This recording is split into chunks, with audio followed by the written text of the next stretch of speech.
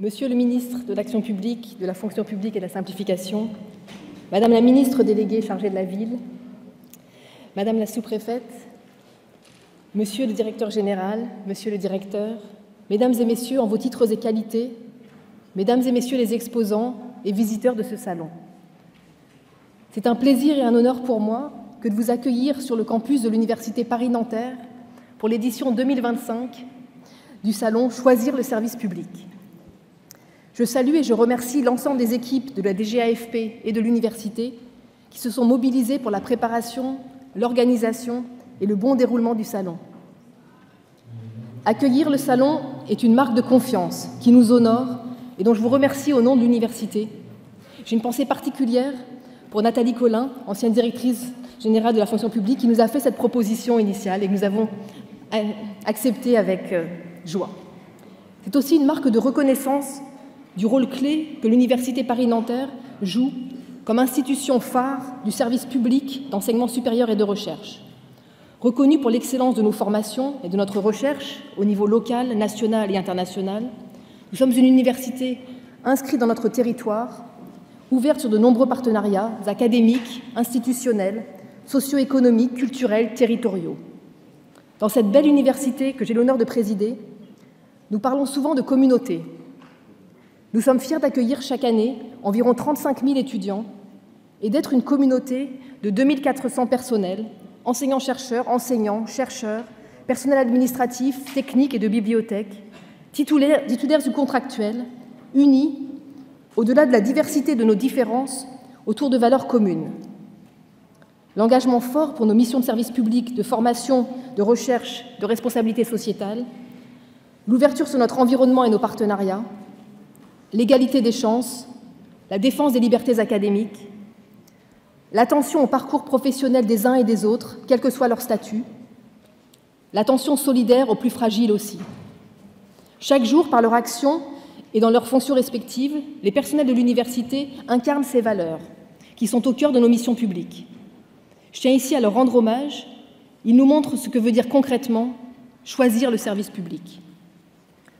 Dans un environnement en pleine transformation et où se développent de nombreux établissements d'enseignement supérieur privés, dans un contexte national et international difficile, il est pour nous important de rappeler que nous sommes une grande université pluridisciplinaire publique qui avons développé l'innovation sociale et solidaire comme signature d'établissement et mis au cœur de notre projet l'engagement à soutenir, à promouvoir les métiers de la fonction publique dans leur diversité. À ce titre, nous sommes très heureux d'accueillir dès la rentrée prochaine sur notre campus, dans le même bâtiment où sera localisé notre IPAG, le premier institut régional d'administration d'Île-de-France, puisque le site de Nanterre de l'IRA de Lille ouvre ici même dès octobre, avec une promotion de près de 200 élèves pour un concours qui a rencontré un très vif succès. Dans cette optique, l'accueil de cet événement phare pour l'avenir de la fonction publique qu'est ce salon était pour nous une évidence. Cette évidence se concrétise aujourd'hui. Au nom de l'Université Paris-Nanterre, je nous souhaite à tous un très beau salon « Choisir le service public ».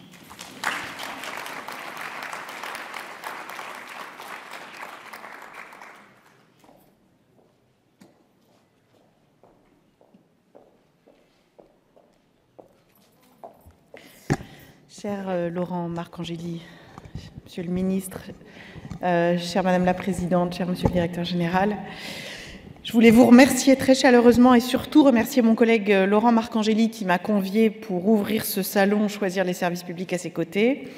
Vous savez que je porte la voix des habitants des quartiers politiques de la ville et ce sont des quartiers marqués par un dynamisme exceptionnel de la jeunesse. Ce sont des quartiers jeunes et ce sont, malgré certains clichés médiatiques, ce sont des quartiers d'engagement fort. Et le lien entre l'engagement des habitants des quartiers, en particulier des jeunes, et aussi des mères de famille, et le service public, vous le voyez tout de suite, c'est l'envie d'améliorer, le souhait de contribuer à améliorer nos conditions d'existence et les conditions aussi d'existence des plus fragiles, ce qui est exactement la mission du service public, cher Laurent, que nous animons, nous, en tant que ministre, et de la fonction publique que tu représentes aujourd'hui, dans toute sa diversité, mais aussi avec toute la passion que nous rencontrons dans l'écrasante majorité des membres de la fonction publique. Donc aujourd'hui, je dis à tous les habitants des quartiers, choisissez le service public. Lors du prochain comité interministériel des villes qui se tiendra le 6 juin prochain à Montpellier, nous détaillerons avec Laurent, pour ceux qui relèvent de la fonction publique, un certain nombre de mesures concrètes pour inciter la jeunesse des quartiers à s'investir dans la fonction publique locale, la fonction publique d'État, la fonction publique également hospitalière. Et pour ce comité interministériel et pour les prochains mois de l'action que je mène, je n'ai qu'un mot, qu'un seul engagement, la jeunesse, l'enfance et la jeunesse comme le pilier de la politique interministérielle des villes. Et je veux, dans cette feuille de route, investir sur la petite enfance, investir sur le bien-être des enfants et poursuivre l'ambition scolaire et la poursuite des études. Et pour tout cela, j'ai besoin du service public. Nous travaillons avec Laurent Marcangeli, d'ailleurs, dans le cadre d'un objectif fort et précis pour recruter davantage de jeunes issus des quartiers dans la fonction publique, grâce notamment au prépa talent, grâce à la mobilisation des agents publics qui sont aujourd'hui en poste et qui aident les jeunes à s'investir dans le cadre du mentorat. C'est un engagement essentiel à plusieurs titres.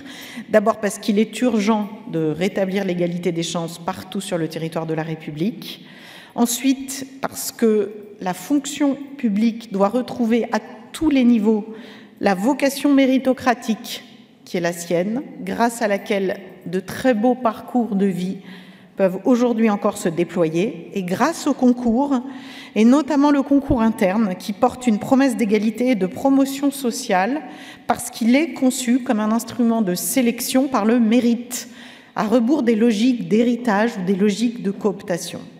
Enfin, et c'est un enjeu de cohésion sociale, les jeunes issus des quartiers populaires doivent pouvoir s'identifier à des institutions qui leur ressemblent et dont les métiers leur sont accessibles. Et la promesse républicaine, liberté, égalité, fraternité, laïcité, est incarnée par notre service public. C'est vraiment l'une des particularités, je trouve, l'une des forces et même l'une des fiertés de notre pays. C'est la raison pour laquelle je crois essentiel de faire connaître les métiers de la fonction publique aux jeunes issus des quartiers populaires, de leur ouvrir les codes des concours, de faciliter leur carrière dans la fonction publique. Un jeune qui a la vocation du service public et qui souhaite s'engager pour le bien commun ne devrait pas se sentir exclu ou illégitime face au concours. Et nous savons tous qu'au-delà de l'exercice technique, le concours est aussi un exercice de style dont il faut maîtriser les codes, à nous d'en démocratiser l'accès.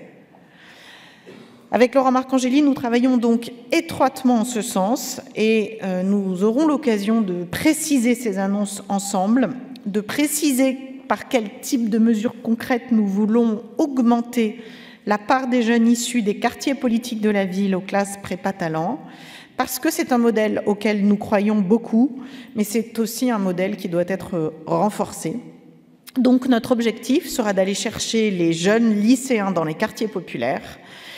Ces lycéens qui, sans une action volontariste sur le plan politique, n'auraient pas tout seuls l'idée qu'ils peuvent faire une carrière dans la fonction publique. Ces jeunes qui ne s'autoriseraient pas cette voie et qui s'autocensureraient, comme c'est hélas beaucoup trop le cas aujourd'hui, et qui s'empêcheraient même de penser qu'ils peuvent passer les concours de la fonction publique. Nous avons besoin de cette jeunesse, nous avons besoin de son engagement, de son énergie, de ses talents. C'est une jeunesse qui a soif de justice, qui a soif de liberté. Et précisément, la fonction publique française et toutes nos institutions ont besoin de cette jeunesse pour se moderniser, se réinventer, se dynamiser. Et c'est donc à cet objectif-là que je me suis engagée. Je vous remercie et bon salon.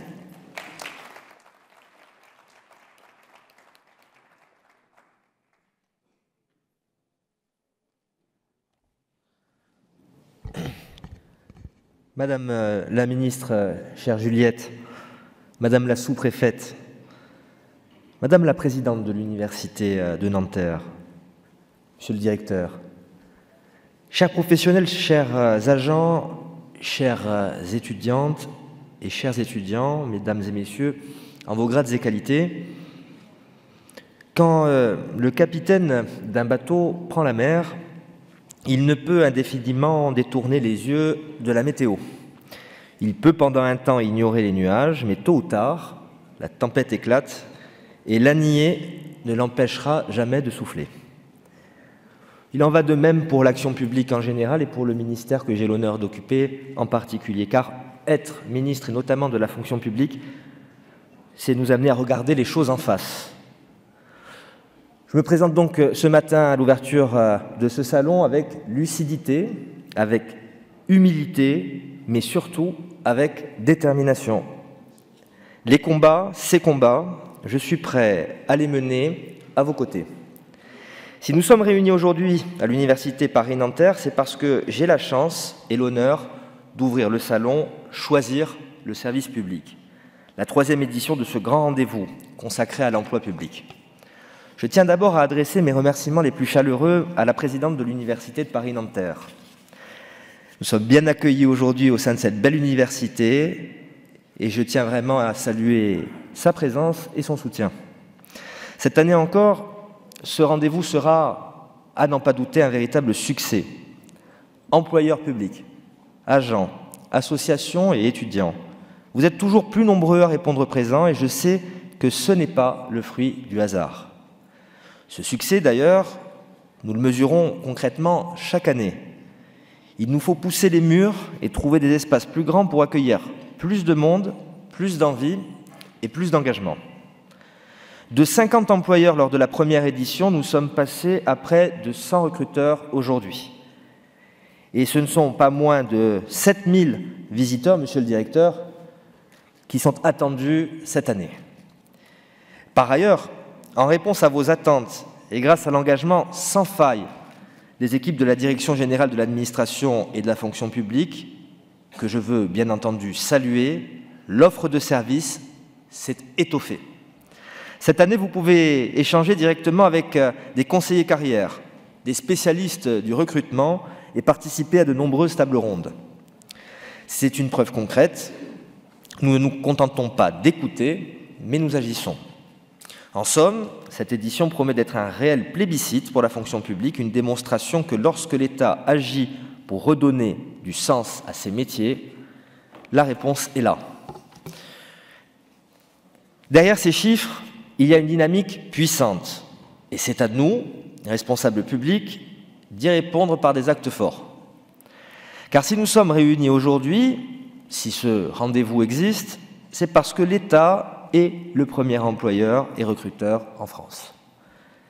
5,7 millions d'agents publics dans notre pays, tous versants confondus. Près de 500 000 recrutements par an en moyenne. Alors nous avons décidé de passer à l'action, et ce depuis le premier jour de ma nomination, sans détour, chantier après chantier. Ma première décision a été, la ministre l'a rappelé, de prolonger l'expérimentation des concours talents, initialement prévue jusqu'au 31 décembre 2024. Parce que l'État se doit d'être exemplaire, il doit porter une attention particulière aux personnes les plus méritantes par-delà les barrières géographiques ou sociales. Je le crois profondément, la méritocratie est un fondement essentiel de la fonction publique. Elle garantit un accès aux responsabilités, parfois aux plus hautes fonctions, qui reposent sur les compétences et la valeur professionnelle, plutôt que sur des réseaux. C'est le juste retour de l'engagement et du travail. C'est avec ce même esprit que j'ai décidé d'ouvrir dès 2025 un nouvel institut régional d'administration ici, à Nanterre, le premier en Île-de-France, dont le succès s'est immédiatement confirmé par le nombre d'inscrits dès cette première année. Dans le même temps, dès ma nomination, j'ai souhaité engager ou relancer une série de chantiers essentiels dans le cadre de l'agenda social construit avec les organisations et les employeurs publics. Le chantier de l'accès au logement pour les agents, le chantier du renforcement de leur protection fonctionnelle, le chantier de la protection sociale complémentaire, le chantier de l'égalité entre les femmes et les hommes, et de nombreux autres chantiers aussi importants qui devront trouver rapidement un débouché concret, que ce soit par voie législative ou réglementaire, je m'en porte ici garant. Depuis mon entrée à la tête de ce ministère, je mesure chaque jour le trésor que nous avons entre nos mains. Chaque semaine, je vais à la rencontre d'agents publics partout sur le territoire et partout, je vois la même chose. Une fonction publique composée de femmes et d'hommes engagés, compétents, passionnés et même souvent, très souvent, totalement dévoués. N'attendons pas une nouvelle pandémie pour applaudir à nos fenêtres. N'attendons pas un nouveau cyclone à Mayotte pour reconnaître ceux qui nous soignent et nous protègent. N'attendons pas les violences urbaines pour réaliser l'engagement de nos forces de sécurité. N'attendons pas que l'école brûle et que des enseignants soient assassinés pour les soutenir. Disons-le maintenant, disons-le clairement. Et la présence de tant de jeunes aujourd'hui ne me démentira pas. Oui, la fonction publique continue d'attirer. Car choisir le service public, ce n'est pas rien. C'est faire un choix exigeant, mais profondément utile, un choix de sens, un choix de société. Choisir le service public, c'est pouvoir devenir professeur, chercheur, commissaire, magistrat, aide-soignant, éducateur, ou l'un des nombreux métiers qui font tenir la République au quotidien. Choisir le service public, c'est défendre l'intérêt général quand tout pousse au repli. C'est incarner la cohésion nationale quand elle vacille. Choisir le service public, c'est rejoindre un collectif qui croit en la neutralité, en la laïcité, en la probité, tant de valeurs chères à nos cœurs. Je vous donne donc d'ores et déjà rendez-vous sur notre plateforme Choisir le service public, où plus de 50 000 offres d'emploi sont actuellement disponibles. Car nous rejoindre, c'est faire corps avec ces visages, ces métiers, ces engagements qui racontent une certaine idée de la France, une République qui protège, qui éduque, qui soigne et qui agit pour toutes et pour tous. Et cette idée, cette promesse républicaine, elle s'est aussi et toujours forgée dans des moments d'histoire. Mesdames et messieurs, pour ceux qui l'ignorent encore, je suis un passionné d'histoire et le hasard fait bien les choses. Nous sommes aujourd'hui le 27 mai, journée nationale de la Résistance. Une date qui commémore la première réunion du Conseil national de la Résistance qui s'est tenue en 1943, en pleine clandestinité, au cœur d'un pays occupé, mais résistant. Une journée pour honorer ces femmes et ces hommes qui ont porté haut les valeurs de la République, le courage, la justice, la solidarité, la tolérance, le respect d'autrui, l'amour de son pays.